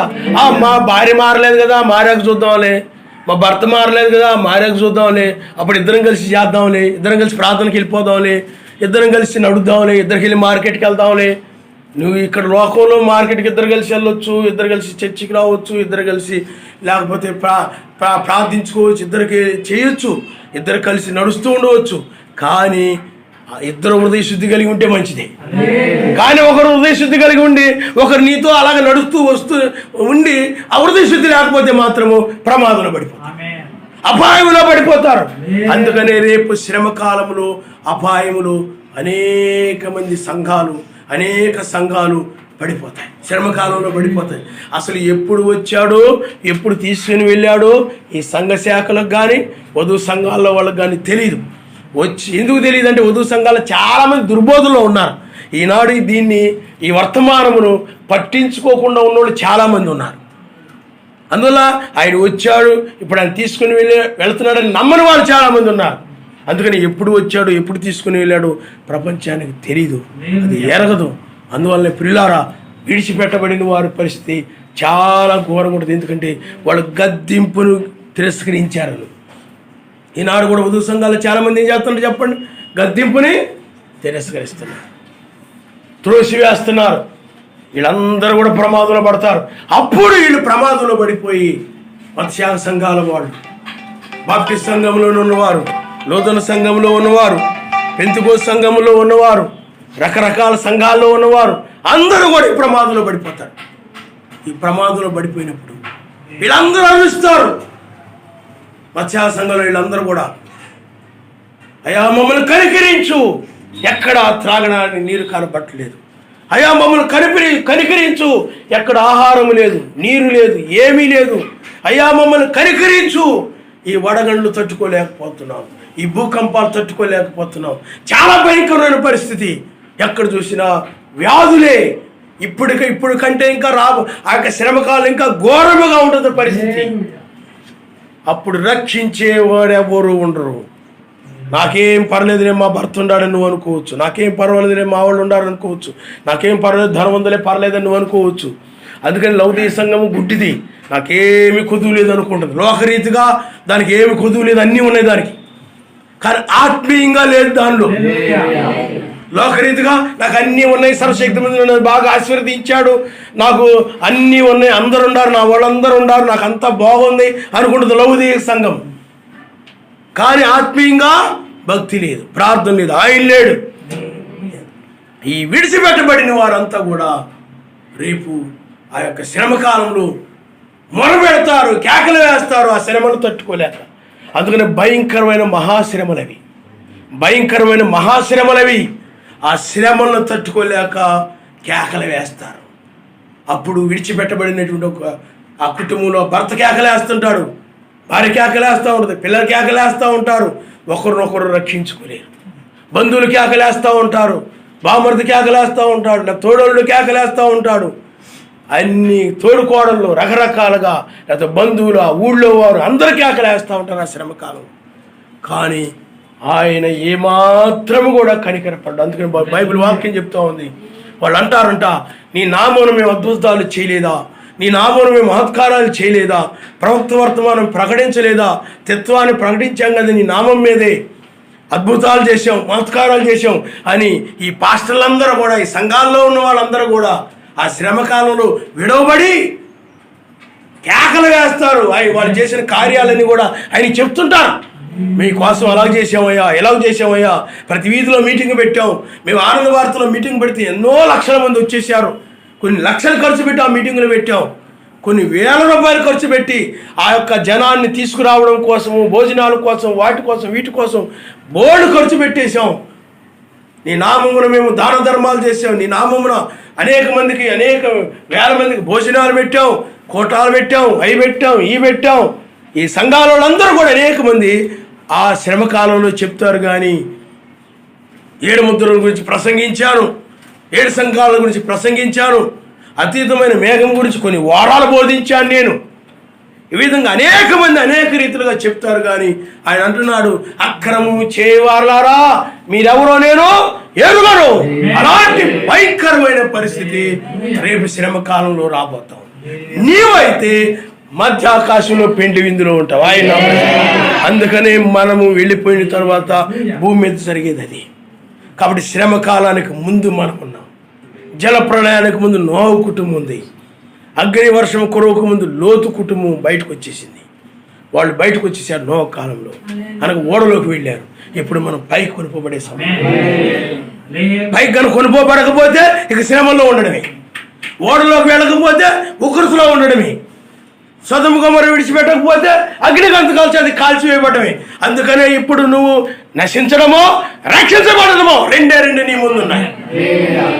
ఇప్పుడు వస్తే ఆయనతో పాటు పైకి రావడం, విడిచిపెట్టబడితే పాపులతో పాటు ఇక నువ్వు నశించి నిత్య శిక్షకు వెళ్ళిపోవడం, నరకానికి వెళ్ళిపోవడం. ఇంకా అక్కడ అగ్ని ఆరదు, పొరుగు చావదు. అందుకనే మనం ఉన్నటువంటి కాలము చాలా భయంకరమైన కాలము, భయంకరమైన సమయంలో ఉన్నాం కనుక ఇప్పుడు నీవు దాన్ని తప్పించుకునే సమయం ఇదే. ఆ తప్పించుకోవడం కోసమే ఈ తెల్లవారుజామున ఆయనే దావీదు నక్షత్రముగా, దావీదు షాలేము రాజుగా ఆయన వచ్చి ఇప్పుడు మనం తప్పిస్తూ ఉన్నాడు. ఆనాడు లోతు మీద ఆయన కనికరపడ్డాడు, అలాగే నోహు కుటుంబం మీద కృప చూయించాడు. ఈనాడు ఇప్పుడు నీ మీద కూడా ఆయన కనికరపడ్డాడు, నీ మీద కృప చూయించాడు. కాబట్టి ఇప్పుడు నిన్ను ఆయన బయటికి రమ్మని పిలుస్తున్నాడు, ఆయన పైకి రమ్మని గద్దిస్తూ ఉన్నాడు. ఈ గద్దింపుని నిర్లక్ష్యం చేసినట్లయితే నీవు కూడా మత్స్యాఖ వాళ్ళతో పాటు ప్రమాదంలో పడిపోతావు, శ్రమల్లో పడిపోతావు. నీవు కూడా గద్దెంపు నిర్లక్ష్యం చేసి పట్టించుకోకుండా లోక సహవాసాలు, లోక స్నేహాలు కలిగి, బంధువుల సహవాసాలు కలిగి నీవు వాళ్ళతో పాటు కలిసి తిరుగుతూ వాక్యాన్ని మీరిపోయి వీళ్ళు నా వాళ్ళు, వీళ్ళు మా అక్క, మా బావ, మా వదిన అనుకుంటూ ఈ మత్స్యాగ సంఘాల వాళ్ళతో అన్నిలతోటి మిళితమైపోయి వాళ్ళ కార్యాలను పాలు పొందుతూ వాక్యాన్ని కనుక మీరిపోయినట్లయితే, ప్రార్థన సరిగా లేకుండా నీవు వాక్యమును ధ్యానించకుండా వాక్యాన్ని మీరిపోయి నీవు ఈ గద్దింపుని నిర్లక్ష్యం చేసినట్లయితే ఆ ప్రమాదంలో పడిపోతావు. అప్పుడు నువ్వు కేకలు పెట్టి అరిచినా కానీ ఏడ్చినా కానీ నీవు రక్షించబడవు. అప్పుడు ఆయన నవ్వుతాడు. నువ్వు భయపడడం చూసి ఆయన అపహాస్యం చేస్తాడని. అందుకని గొప్పవారు, గనులు, ప్రధానులు, అధ్యక్షులు, ఉన్నతమ స్థానాల్లో ఉన్నవారు, కోటీశ్వరులు అందరూ కూడా భయపడే ఒక సమయము అదే శ్రమకాలం.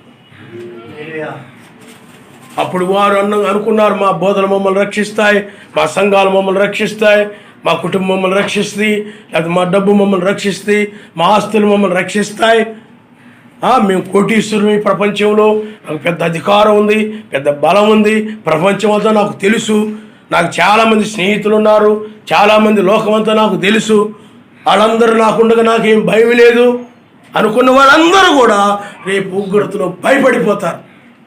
రక్షించేవారెవరు ఉండరు. మేము మీ నాన్న వెళ్ళిపోతే నువ్వు విడిచిపెట్టబడతావు. అప్పుడు ఏడుస్తావు. నువ్వు నరకానికి వెళ్ళిపోతే నీ తల్లిదండ్రుల పైకి వెళ్ళిపోవచ్చు, లేకపోతే నీ భర్త పైకి వెళ్ళిపోతే నువ్వు పాతాళానికి వెళ్ళిపోవచ్చు. అందుకనే పిల్లారా, ఇంట్లోనే కొంతమంది పైకి వెళ్ళిపోతే కొంతమంది విడిచిపెట్టబడి ఉగ్రతలోకి వెళ్ళిపోవచ్చు. చెప్పలేం. అంతా కూడా ఆయన కృప మీద ఆధారపడి ఉంది. ఆయన హల్లెలూయా, హల్లెలూయా. ఆయన కృప కనికరమే. ఇదే కడవరి కృప. కాబట్టి పిల్లారా, ఈ సమయములో ఆయన నిన్ను గద్దిస్తూ ఉన్నాడు. కాబట్టి ఆయన మాటకు లోబడు, తైలాభిషేకం పొందుకో. ఇది పునరుద్ధాన సంబంధమైన అభిషేకము, ఆనంద తైలం. ఇది ఈ సమయంలో నీవు ఆయనందే ఆనందించు. ఈ రక్షణ బట్టి ఆనందించు, ఈ కృపను బట్టి ఆనందించు. ఈ కాలంలో నిన్ను ఉంచినందుకు ఈ కాలాన్ని గ్రహించేలాగా. మిగతా వాళ్ళకి ఏ కాలంలో ఉన్నారు, ఎక్కడున్నారు ఏంటో తెలీదు. వాళ్ళు అలా సువార్త బోధించుకుంటూ ఉంటారు వాళ్ళు. మనకైతే ఏ దినములో ఉన్నామో, ఏ జాములో ఉన్నామో, ఏ గడిలో ఉన్నామో, మనం ఎక్కడున్నామో, ఈ పరిచర్య ఏమిటో, ఉగ్రతుడు తప్పించుకునేదని, ఇది తెల్లవారుజామని, ఇది ఎరిగి ఉన్నటువంటి కాలంలో మనం ఉన్నాం. ఆయన హల్లెలూయా. మిగతా వాళ్ళందరూ ఏమనుకున్నారంటే, ఇప్పుడు పాపులందరూ ఏమనుకున్నారంటే, ఇది మంచి కాలంరా, ఇది చాలా మంచి కాలం, పాపం చేయడానికి బాగా అనుకూలంగా ఉంది. సెల్ ఫోన్లు ఏంటి, టెక్నాలజీ ఏంటి, అదేంటి, అదేంటి చాలా గొప్పగా ఉంది. ఇంతకుముందు ఈ డబ్బు ఉండేది కాదు, ఇంతకుముందు ఇలాంటి వస్త్రాలు లేవు, ఇలాంటి టెక్నాలజీ లేదు, అది లేదు, ఇది లేదు. ఇంతకుముందు కంటే మేము ఎంతో బాగున్నాం. ఇంతకుముందు దినాల కంటే ఇప్పుడు మా పరిస్థితి ఎంతో బాగుంది. కార్లు ఉన్నాయి, బళ్ళు ఉన్నాయి, విమానాలు వెళ్తున్నాం, వీటిల్లో వెళ్తున్నాం, చాలా బాగుందని ప్రపంచం అంతా అనుకుంటా ఉంది. పిల్లారా, ఆ 3.5 సంవత్సరం శ్రమకాలం అయిపోయింది. ముగింపులో ఆర్మగెద్దోన్ యుద్ధం అనేది వస్తుంది, 3వ ప్రపంచ యుద్ధం. ఆ సమయంలోనే అణుబాంబులు ఉపయోగించబడతాయి. ప్రపంచం చాలా వరకు నాశనం అయిపోద్ది, కొద్ది మంది మాత్రమే మిగులుతారు. పిల్లారా, ఆ తర్వాత 1000 ఏళ్ల పాలన ఆరంభమవుతుంది. భూమి మీద పాపం అనేది ఇక ఉండదు, ఎందుకంటే అపవాది బంధించబడతాడు. కాబట్టి పిల్లారా, ఈ చివరి సమయంలో ఈ తెల్లవారుజామున గద్దిస్తూ ఉన్నాడు ఆయన, లోకం నుండి వెలుపలికి వచ్చేయమని. ఇప్పుడు నీవు బయటకు వచ్చే సమయం ఇది, వెలుపలికి వచ్చే సమయము ఇదే. ఇప్పుడు ఈ గద్దింపుని నిర్లక్ష్యం చేసి, ఇప్పుడు ఈ మాట వినకుండా, ఇప్పుడు సర్వశక్తి, ఇది నా మాట కాదు, నీ మాట కాదు, ఇది సర్వశక్తిమంతుని మాట. ఈ మాటను విడిచిపెట్టేసి నిర్లక్ష్యం చేసి, ఇప్పుడేమవుదులే, అందరికి తెలియదు, అన్ని సంఘాలు, బోర్డు సంఘాలు ఉన్నాయి ప్రపంచంలో, వాళ్ళందరికీ తెలియంది, ఈయనకే తెలుసా, ఈ సంఘానికే తెలుసా, ఈ సమాజానికే తెలుసా, అనేక మంది అనేక రీతులు కానొచ్చు. అవును, కొద్ది మందికే తెలుస్తుంది వాక్యం. ఆనాడు నోవ కుటుంబానికి తెలుసు, ఆనాడు లోతు కుటుంబానికి తెలుసు, ఆనాడు రాహాబు స్త్రీ కుటుంబానికి తెలుసు, ఈనాడు మనకు తెలుసు. ఆయన హల్లెలూయా, హల్లెలూయా.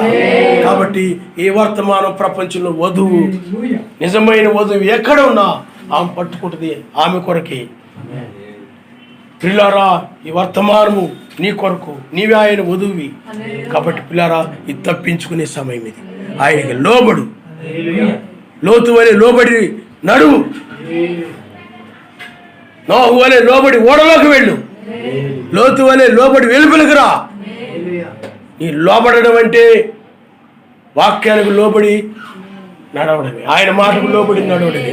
ఆయన మాటకు లోబడ్డాడు. వెనకటి తట్టు తిరగొద్దంటే వెనక తట్టు తిరగకుండా ఉన్నప్పుడు లోబడడం అంటారు. అంటే ఆయన ఏం చెప్పాడు దాన్ని చేసినప్పుడే లోబడినట్లు లెక్క. దాన్ని చేయకుండా ఆయన ఒకటి చెప్తే నువ్వు ఇంకోటి చేసి ఇలా ఈ చెవులు ఆలకించి వారం రోజులు పాటించి 4 రోజులు అలా ఉండి మరలా మామూలుగా నువ్వు పడిపోతున్నావు అంటే ప్రమాదం పడిపోతావు. స్థిరముగా ఉండే సమయం ఇది, కదల్చబడకుండా ఉండే సమయం ఇది. ఎవరు ఏమి చెప్పినా నీ విశ్వాసము, ఎత్తబడే విశ్వాసము కదల్చబడదు. ఎన్ని శోధనలు వచ్చినా, ఒడిదుడుకులు వచ్చినా నీ కుటుంబంలో నీ విశ్వాసము కదిలిపోదు. స్థిరముగా దీని మీదే నిలబడతావు, వాక్యం మీదే. ఎందుకనంటే రక్షించబడే సమయం ఇది కాబట్టి ఆయన నామరుస్తారు. చాలా సంఘాల్లో కూడా 2వ రాకడ గురించి చెప్తున్నారు కదండి. చెప్పొచ్చు, కానీ వాళ్ళు 2వ రాకడలో లేరు. కానీ మనం 2వ రాకడ సమయంలో మనం ఉన్నాం. హల్లెలూయా, హల్లెలూయా. ఇదిగో ఆయన మన మధ్యనే ఉన్నాడు. ఆయనే నిన్ను రక్షించేటువంటి, అందుకని ఆయనే దావీదు కేడెము. అందుకని తెల్లవారు వేకూర్చుక మీ హృదయాల్లో ఉదయించిందని బైబిల్ చెప్తా ఉంది. ఈనాడు అది నెరవేర్చబడింది కనుక వేకు నక్షత్రం నీ హృదయంలో ఉదయించింది. ఆ ఉదయించడం అంటే నువ్వు నీతి సమాధానం, ఆయన ఒక్కడైనా విశ్వసించి నీతి సమాధానము పరిశుద్ధాత్మ ఆనందం కలిగి ఉన్నప్పుడు నీ హృదయంలో ఆ నక్షత్రం ఉన్నట్లు లెక్క. హల్లెలూయా. అందుకని వర్తమానం ఏమిటి చెప్పండి? ఆయన సన్నిధిలో నీతిమంతుడుగా, ఆయన సన్నిధిలో సమాధానం కలిగి, ఆయన యందు ఆనందించేలాగా నిన్ను నడిపించి పైకి తీసుకుని వెళ్ళి రక్షించే వర్తమానం ఆయన. హల్లెలూయా. కాబట్టి విడిచిపెట్టబడ్డావంటే గద్దింపుని నిర్లక్ష్యం చేసి ఆయన మాట వెనుక, ఆయన బోధన వెనుక నీవు వినినట్టు నటించి, నమ్మించి, వినినట్టుగా అనుసరిస్తున్నట్టుగా ఇంట్లో వాళ్ళని నమ్మించి నటించి ఉన్నట్లయితే విడిచిపెట్టబడతావు, ప్రమాదంలో పడతావు. అప్పుడు నిన్నెవ్వరు కూడా రక్షించలేదు. అప్పుడు ఆయన నువ్వు అపాయంలో ఉండగా నవ్వుతాడే తప్ప, అపహాస్యం తప్ప నువ్వు భయపడుతున్నప్పుడు రక్షించడు.